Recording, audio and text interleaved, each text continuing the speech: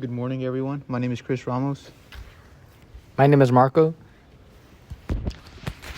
Good morning, my name is Alejandro. My name is Emmanuel. I'm Octavio. And today we will be discussing about our topic about right to a fair trial and jury of your peers.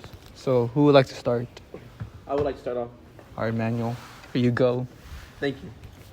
Thank you for passing the mic to me. So, to start off this amazing discussion, I have a question for you guys. So, can a jury of your peers sentence you to prison, 2 years in prison? Well, it's not the jury that like sentence you, because the jury is the ones that stand on the side, like the people that stand on the side, like they just give like their opinion on the criminal defense, or Yeah, I like to add on. Yeah, they're not the ones who give you your sentence or decide what the punishment will be. They're just pretty much the persons that are like persuading with you or against you.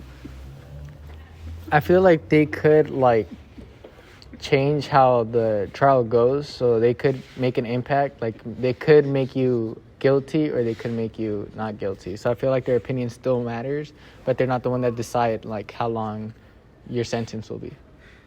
unless the judge Yeah, unless like the judge. Well, it's the judge's like opinion on the subject, and they're just giving their opinion on like how they could help the case.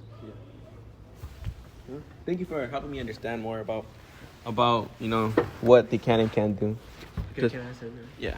And then adding on, while we're still on topic of the juries, do you guys feel like the jury should be your peers? So like someone, like if someone here in Fresno was to get like convicted for something, and like they're being like people from Fresno to be like your jury, should that be like allowed? Because I feel like sometimes like if someone from here Fresno is your jury and you're from here, they can have like in like a feeling for you. So like maybe like a hate or some like to help you to help you always go against you. Well, no, someone from Fresno should not help you or like be your jury, because that would help you. Say you like did a bad crime, it would help you get less years if they're on your side, if you know what I mean. Unless they didn't like you. Oh yeah, but it's also better to have someone that doesn't know you and like just knows about your crime, because they're not going to be biased or they're not going to have something against you. I thought it was just randomized people. I didn't know you could pick juries. Your jury. He's saying if If I was convicted here in Fresno, like should a jury be people from Fresno? that's what he's saying. Well, it doesn't really matter as long as they're random people, no? Yeah, I guess we just like still, I feel like no matter what, everybody's gonna have like their personal opinion on like the topic, and no matter like where you grab people from, like they're gonna have their own feelings against like the situation. So nobody's gonna think the same. So you could get somebody from here or from like another state, and it all depends on the person and like how they see like the problem, and like they get to decide if it's bad or wrong. Yeah, I agree with you on that. It shouldn't be like your friends, for instance, or like a family member, because then that would be like too biased, and they'll just be like supporting you, whether you did something right or wrong. So it's just better to get like a random selection within like your community, and have someone judge you from that point. Agree, Chris. Well, yeah, since now we're on this topic about that, is fair trial a human right or part of the amendment? Yeah, I think it's the 6th or 8th Amendment. I'll check right now, but it gives the amendment says that everyone has the right to a fair trial. Unnecessary changes on the trial. They're allowed to know who's like accusing you, and then and everyone's allowed to have a lawyer. Yeah. Okay. All right, thanks, Natalia. That makes more sense. Okay, and then while talking about the right of fair trial, when someone's already convicted of a crime, and then they still have another trial waiting for them, to put like how many years they're gonna get, how much they get sentenced. There you go. what's it called? Are they still like allowed to have their lawyer? Because like the right of a fair trial is to have a lawyer there. I believe you always have the right to have a lawyer because that's who defends you in court. And I feel like if you're defending yourself, then they're like, it's not going to go as well because you don't have somebody that like knows the law defending you. Yeah, that's experience in yeah. their job. So I feel like it's always allowed to have a lawyer, even if like you're going to get like a very bad sentence. I don't think it matters the situation. Agreed.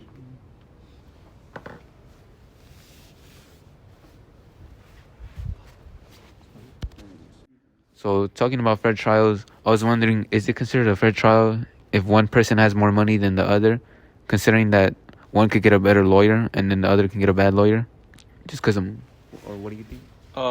Well, for me, it's that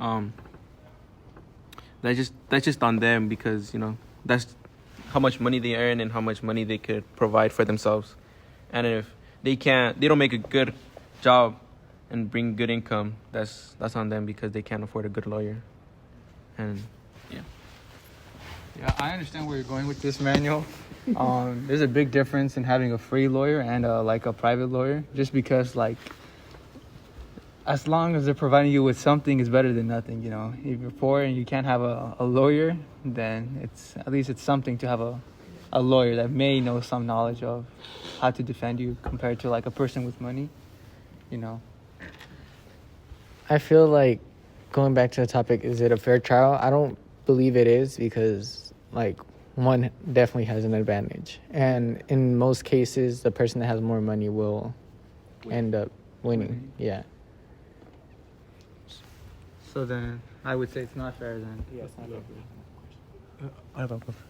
As well, I don't know if you ever seen it, but like usually when someone's convicted already and they put into like prison or jail, and they want to get like their court case reduced, so that when they go get when they ask for another court hearing, and if they don't have a lawyer, the prison or the jail usually provides them a lawyer, but that lawyer is usually like a upcoming lawyer. He's very like inexperienced compared to say like the person who's convicting him.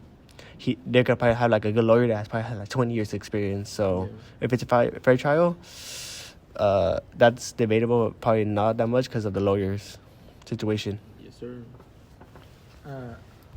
Another question that I have is it constitutional or is it a right to have a fair trial if you like deny interrogation?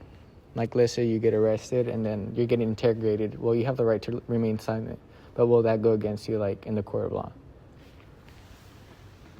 I feel like that just goes to like if you're gonna get interrogated, you want to get integrated with your lawyer in the room because you don't want to say the wrong thing that can find you guilty if you're not guilty, or something that they can like put against you. But you always have the right to remain silent. Yeah.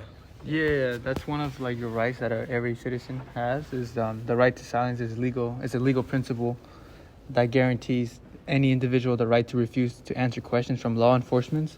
Oh, I'm pretty sure also including an interrogation as well. Isn't it like they're only allowed to have you like 24 hours in an interrogation room, like no longer than that? I don't know, but they are able. Like I've seen a lot of cases where they keep you in there for a while until you talk, and they won't let you out. And like they will keep asking you questions until like you ask for a lawyer, and then they'll leave you alone. But in some cases, there's times where they don't care and they don't listen, and they'll keep interrogating. Yeah. Or there's times where like in court they'll try to use that as like a way to prove somebody guilty, or like the fact of their silence, when it's like a constitutional right to just be quiet and not get yourself in trouble. Yeah.